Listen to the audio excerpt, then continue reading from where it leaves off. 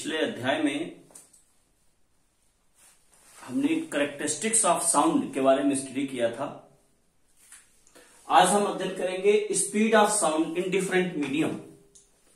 हमारा जो साउंड है वो अलग अलग माध्यम में किस चाल से चलता है और किन किन चीजों पे उसकी स्पीड निर्भर करती है, इस चीज को आज हम समझेंगे आज के टॉपिक में। तो चलिए आइए देखते हैं speed of the sound in different medium. अलग अलग माध्यम हमारे पास अलग अलग सॉलिड, लिक्विड, गैस या सब्सटेंस की बात करें तो अलग अलग पदार्थ है हमारे पास, तो उनमें क्योंकि तीनों में चल सकती है साउंड वेव, हमारी लॉन्गिट्यूडिनल वेव है, तो अलग अलग माध्यम में इनकी क्या स्पीड होती है आज इसी को समझेंगे।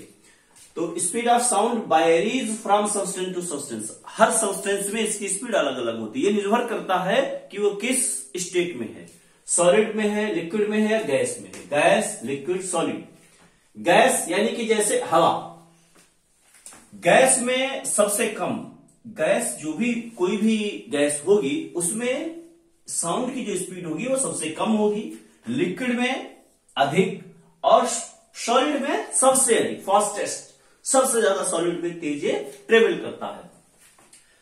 गैस की बात करें तो हमारे पास जो मीडियम है एयर, हवा, हवा में इसकी जो स्पीड है वो सबसे कम, पानी, लिक्विड है उससे ज्यादा, और सॉलिड में मैंने ले लिया है आयरन, आयरन में उससे ज्यादा इसकी स्पीड होती है। यहां पे एक चीज इंपॉर्टेंट है, जैसे आपने देखा होगा कि जो सर्दियों के मौसम में होता है तो बहुत दूर से ट्रेन जब आ रही है तो उसकी सीटी हमको सुनाई पड़ जाती है, हॉर्न उसका सुनाई पड़ता है। गर्मियों में और सर्दी में यानी कि ह्यूमिडिटी बढ़ने पे और टेम्परेचर बढ़ने पे साउंड की स्पीड बढ़ जाती है। तो दो फैक्टर्स यहां पे समझने हैं हमको। एक तो टेम्परेचर कि 0 डिग्री सेल्सियस पे हवा में स्पीड 332 मीटर पर सेकंड, ये सारे चालें हैं तो ये मीटर पर सेकंड में रहेंगी, मीटर पर सेकंड। और वाटर में 1481, मतलब लगभग 5 गुना, यदि हम इसकी तुलना में बात करें तो 5 गुना हो जाती है चाल हमारी पानी में। और यदि हम इसकी बात करें आयरन में तो लगभग 332 और 5100, यानी कि 15 गुना, यानी 15 गुना तक बढ़ जाती है इसमें। और एक इंटरेस्टिंग आपको बताते हैं, डायमंड, सबसे जो हार्डर मटेरियल है सॉलिड में वो हमारा कहलाता है डायमंड। इसमें लगभग 35 टाइम्स, हवा की तुलना में 35 टाइम्स स्पीड ज्यादा हो जाती है, जो सबसे हार्डेस्ट मटेरियल है। इसी प्रकार यदि हम टेम्परेचर यानी कि हमारा रूम टेम्परेचर, जिसको हम लगभग 25 डिग्री सेल्सियस मानते हैं, तो 25 डिग्री सेल्सियस पे इसका देखते हैं स्पीड बढ़ गया, 344 मीटर पर सेकंड हो गया।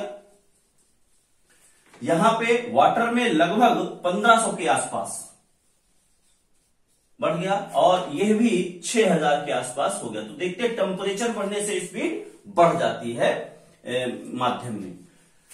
आगे हम बात करेंगे किन किन चीजों पर निर्भर करता है। सबसे पहले आता है इलास्टिसिटी ऑफ द मीडियम या सब्सटेंस। इलास्टिसिटी है क्या, पहले ये समझ लेते हैं। इलास्टिसिटी ये है कि किसी चीज पे यदि हम फोर्स लगाते हैं तो वो थोड़ा सा स्ट्रेच हो जाती है, बल हटाने पे फिर से अपनी पूर्व अवस्था में आ जाती है।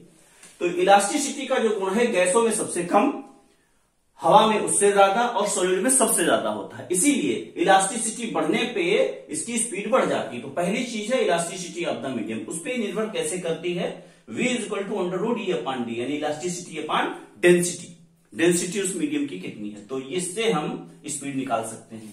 अगला आता है टेम्परेचर। टेम्परेचर पे निर्भर करती है, टेम्परेचर बढ़ने पे स्पीड बढ़ जाती है। कितना लगभग बढ़ जाती है, 0.6 मीटर पर degree Celsius. 1 degree Celsius temperature बढ़ाते हैं तो 0.6 मीटर स्पीड बढ़ जाती है। नेक्स्ट है रिलेटिव ह्यूमिडिटी, आर्द्रता बढ़ने पर, यानी जो बारिश का सीजन है उस समय आर्द्रता बहुत ज्यादा होती है, आर्द्रता बढ़ गई तो इसकी स्पीड भी बढ़ जाती है साउंड की। डायरेक्शन ऑफ एयर, हवा चल रही है तो हवा की डायरेक्शन में स्पीड ज्यादा होगी और उसके अपोजिट डायरेक्शन में उसकी स्पीड कम होगी।